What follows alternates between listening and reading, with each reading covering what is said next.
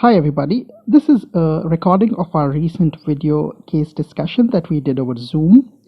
If you wish to join us live for these case discussions, I leave links to our Telegram and WhatsApp discussion groups where we share radiology cases, useful radiology resources, and updated links to various radiology webinars. If you like the video, please feel free to share this with your friends and colleagues. And make sure you subscribe to the channel for future video updates. So without any further ado, I will start sharing the recording. Hope you like it. For those who have joined late, this is a patient who presented with left lower quadrant pain, and their question was about diverticulitis.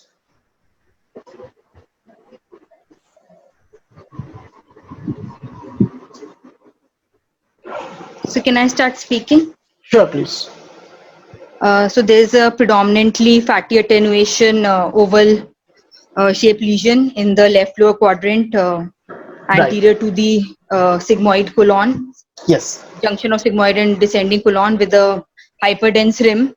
Yes. And surrounding fat stranding and mild fluid. Perfect. And there's some uncomplicated diverticulus also seen in the sigmoid colon and descending colon. Right. And so in this patient presenting with this left lower quadrant pain and these findings, I would like to propose the diagnosis of epiploic appendigitis. Okay, perfect. So you described the finding well, and even your diagnosis is right. As you said, there is oval. We'll just see if Dr. Raj has unmuted. Raj, can you unmute? Let's see if he would want to add anything to the case.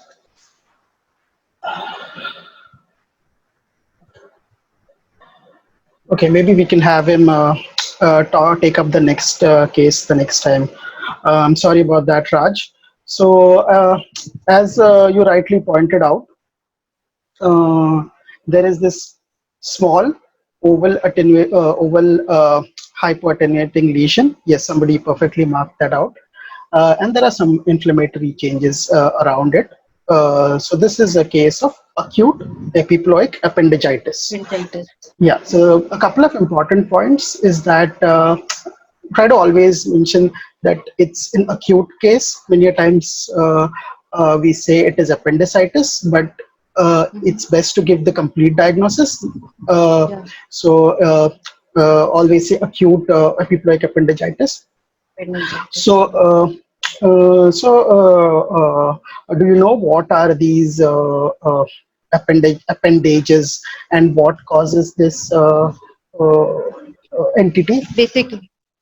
Basically, it's a thrombosis of the vessel, the vein, and the supplying the epiploic appendage, and they are basically the fat around the mesenteric part of the colon, the intraperitoneal part of the colon, like the sigmoid colon, or rarely even the transverse colon. But generally, it's the sigmoid colon that is involved. Right. So, as you rightly pointed out, because so these are appendages around the colon, and because they are commonly like they are more numerous in the sigmoid colon and the ileocecal junction. That is the area where you get that is the region. Yeah, that is the region where you get acute epiploic appendicitis. So what happens is that due to some reason they get torted, there's torsion, and there is like a focal necrosis, and that gives rise to this inflammatory condition. This hyperattenuating rim sign is characteristic for this. Sometimes we may see a central dot within this hypoattenuating area that is known as the central dot sign. That is the thrombosed vessel. Whenever you say acute epiploic appendicitis, the next diagnosis that usually comes to our mind is, what is the close differential for this condition? Acute diverticulitis, if it's in the left side, or on the right side, mental infarction also. Yes. So as you said, mental infarction. So these are a spectrum together, clubbed together as focal fatty inflammation. The pathophysiology is similar. The only difference, are you aware how different would a mental infarct look? I mean, it's one is the location. It's Right. diametrically opposite. It's more on the upper side where the momentum is more Perfect. predominant, Yes. and it's on the right side, and it's Yes. generally a larger area that is involved. Yes. So it's difficult, but the signs that commonly have been described, one of the most important thing is that mental infarcts are generally large. So they are anywhere around more than 3 centimeter, but typically more than 5 centimeter. Mhm. And the other thing is they are not very well defined. So, and they don't have this hyper Okay. attenuating rim sign. Rim. Mhm. The other important thing that we need to talk about is that this is a self-limiting condition, and we need, like, whenever we put it in our report, we need to say that this is a self-limiting condition. And the reason for that is that what happens is that it sounds similar to appendicitis, and Yeah. many of the family physicians, they are not aware of this condition, and in fact some of these specialists are also not aware of the situation, like about this entity. So this may sound something more ominous, but it's a self-limiting condition. No treatment is required. So if we don't emphatically mention that, the patient might unnecessarily have to undergo more investigations, or he may be referred to a higher center. So you can save the patient that trouble if you emphatically mention that this is a self-limiting condition. Understand. The other thing is that uh, you can see these on ultrasound as well. As you can see, the lesion is very close to the anterior abdominal wall. So these Yeah. are often seen on ultrasound. In my experience, thank you for highlighting that. I'm not sure who's doing it, but thank you that you pointed out. So it's very close to the anterior abdominal wall, and these patients have typically pinpoint pain. And because in our country, we do our own ultrasounds, you'll get this patient who will have a very pinpoint kind of pain. A patient with appendicitis can also have pain localized to right lower quadrant. But in my experience, the cases that I have diagnosed on ultrasound, these patients have pinpoint pain. Like if you move the probe even a little bit to the side of the pathology, the patient will not have any pain. It's just like a practical tip which I found useful. And Okay. the patient will have very focal pain, and on ultrasound you will see a very ill-defined hyperechoic area adjacent to the bowel loop. It is difficult. Diverticulitis would still be in the differential, and a CT is necessary, but it is a nice differential to give when you see this kind of picture. And if it is like if you don't see any diverticulum adjacent to it, I have like confidently seen people calling it diverticulitis, or calling it an ultrasound, but it's okay even if you don't call it an ultrasound. It's just like an additional finding. So I'll So just how yeah, go so ahead. how do Sorry. we so how do we identify the hyperechogenicity in the already hyperechoic fat? I mean, Yeah, it can be tough.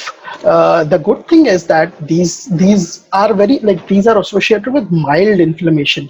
The inflammation is never so much that you will not be able to identify this separately. So that works out well for us. I have never okay. seen a case where the inflammation has is so much that we are not able to see the rim. If that, I'm not sure if that was your question. Yeah, exactly. Means the fat, abdominal fat is already hyperechoic. So how do we identify the mesenteric inflammation?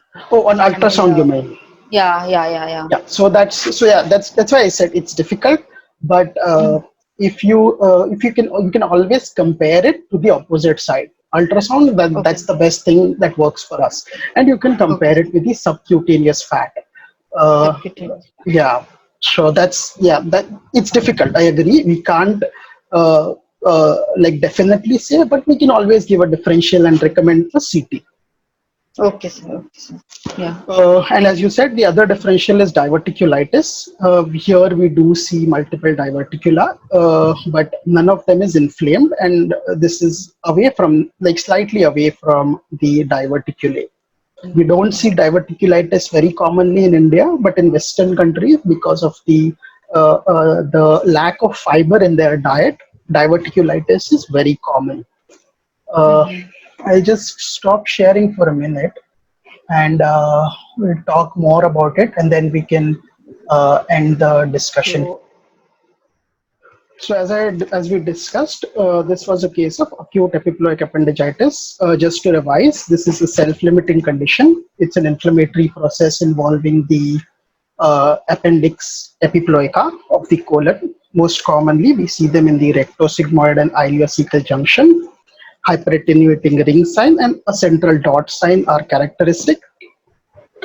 In chronic appendicitis epiploica, what can happen is that these inflamed appendix epiploica, they can get detached from the colon and they can be seen elsewhere in the peritoneum. Then they are known as peritoneal mice. Uh, Chronic epiploic appendicitis, like that, we also see that quite often, and that's often calcified. As we discussed, omental infarct and acute diverticulitis are the differentials. This is a case of an omental infarct. As we talked about it, omental infarcts are usually large and they are very ill defined. If you see these margins, they are very ill defined. So if you see anything more than 3 centimeter, you can confidently call it omental infarct. And if you're not sure, you can always use the bracket term as focal fatty inflammation. So this is a nice article. I'll share the link in the group uh, so that you can, I don't know if it'll be difficult to access it over QR code, but I will share it in the group as well. If anybody has any questions, they can ask about this particular case, or any suggestions about how we can do this, and if we should be doing this more, we can talk that over chat. And then we'll do that for 5 minutes and then we'll stop for the day. We'll see if we have anything in the chat. Okay, Sabahat is asking if I can explain again. Uh, okay, so we discussed acute epiploic appendicitis. I don't know when did you join, if you saw the case. So acute epiploic appendicitis is a self-limiting inflammatory process. You commonly see it as a small hypodense area with a hyperattenuating rib. And sometimes we may see a central thrombosed vessel within it that is known as the central dot sign. Um, uh, Hopefully that helps. Anybody else has any other questions?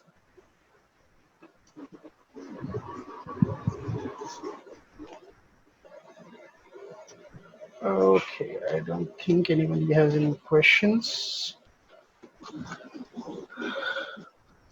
Okay, and what do you guys think about the format? Is it better if we discuss case sets rather than single images? You Both can are just fine. type in. You can type in your. I feel that real life cases are more important. We'll focus more on the learning pattern.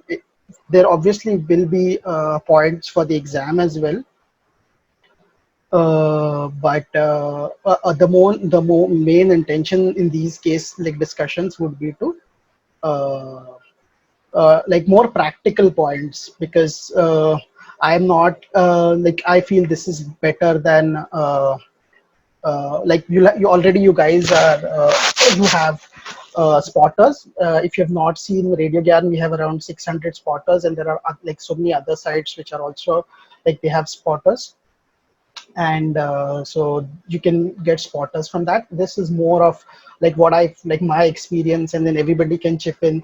If anybody else has any case, we are open to that as well, and we all are in this together. I am not perfect, I am learning with you guys as well. So yeah, so somebody is suggesting that we can have polls also. We'll try that.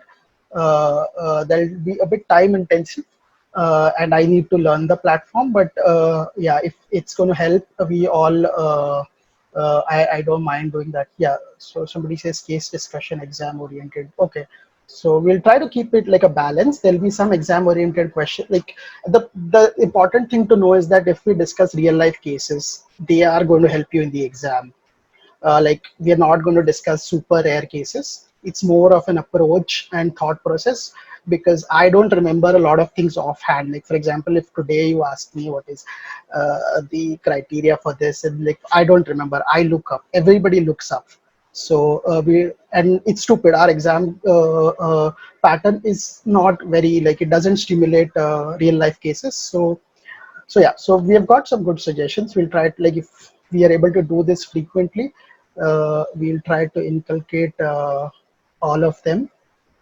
And okay, so case discussion, okay, real life cases, both formats. Okay, so somebody is asking, is there an underlying thrombotic cause? So I don't know if you missed that part of the discussion. These undergo torsion that causes thrombosis of the vein supplying them, and that can cause that causes this uh, condition. Okay, I think we should stop now. And thank you. Yeah, somebody says fix a day. Yeah, we'll try to do that. The issue is with the timings, because our timings are exactly opposite. It becomes difficult for me to take cases at this point. And I know that all you guys are, most of you are active at this point of the day. We'll try to balance. It'll be difficult to accommodate everyone, but we'll try uh, uh, as much as we can. So I don't know. So somebody also asking any predisposition for torsion. I'm not sure. You can like read this article, and yeah, you can tell us the next time if you found anything relevant. Okay. Thank you, guys. Thank you for participating, and apologies for the technical issues, but I think it was a helpful discussion for everyone. Thank you, guys. Thank you, Varsha, for taking up the case. I would like everyone to take up the case. It's just to get rid of the fear of talking. It's nothing. Nobody's here to judge. You can have any name. I don't care what name do you have. So that way you are anonymous. Okay. Thank you, everybody.